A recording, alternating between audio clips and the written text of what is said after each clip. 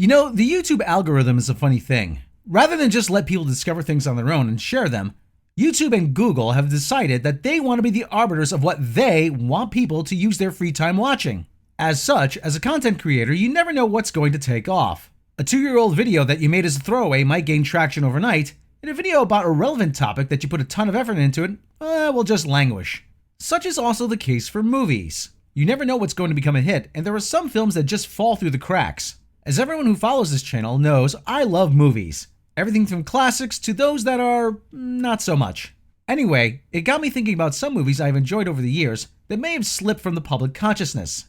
So this will be a series, I hope, depending on how this video does, about movies that I call the near classics. Oftentimes so bad they're good, and so awful that they're great. You might have seen a few of these on cable during the early to mid-80s when fledgling networks like the Movie Channel, Showtime, and HBO were struggling to fill airtime. They ran them because they got good rates on them.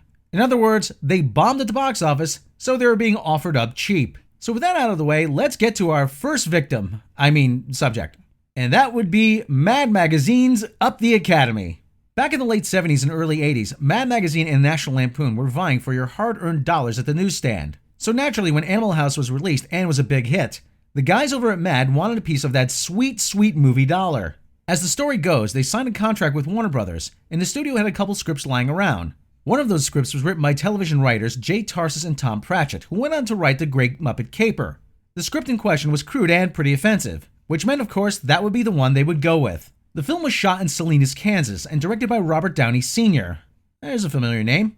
As it turns out, Mad publisher Bill Gaines demanded certain scenes that he had issues with be taken out of the film. Naturally, they weren't.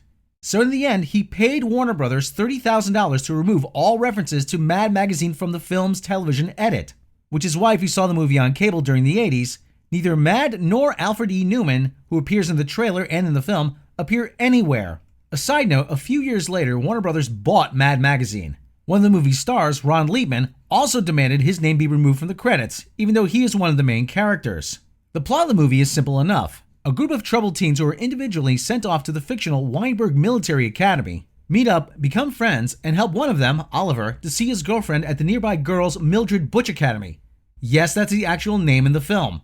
Oliver is caught by Major Leisman, played by Liebman, and they have to try to figure out a way to get the compromising photos back from him, as they would ruin Oliver's dad's chances of being elected mayor of his hometown. The gang lay a trap for Leisman to take compromising photos of him, and they make a bet whomever wins the faculty versus students soccer game would get possession of said photos.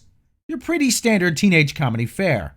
The movie wasn't a critical or commercial success by any stretch. However, it garnered a cult fan base on cable where it had extended runs on HBO and the Movie Channel in the early 80s. Although the film is widely reviled, and was and still is lambasted by critics to this day, it's really not that bad of a film.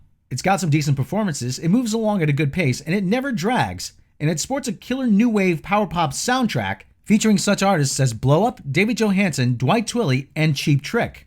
And even though some of the jokes don't land all that well, and some of the humor can be crude and oftentimes borders on offensive by today's standards, then again, what doesn't? It does have its moments. Go, go, go, go!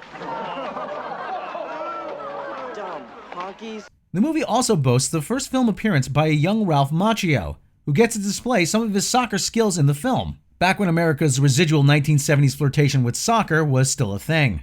Another interesting note is that Rick Baker designed the Alfred E. Newman mask for the film, the very same Rick Baker who would go on to win an Academy Award for his work on An American Werewolf in London.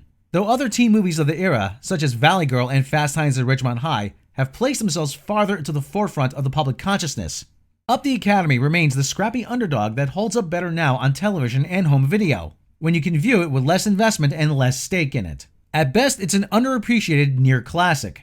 At worst, it's only about 90 minutes. See you next time. Yeah, I know the clock is ticking, but the Mets are gonna kick it. My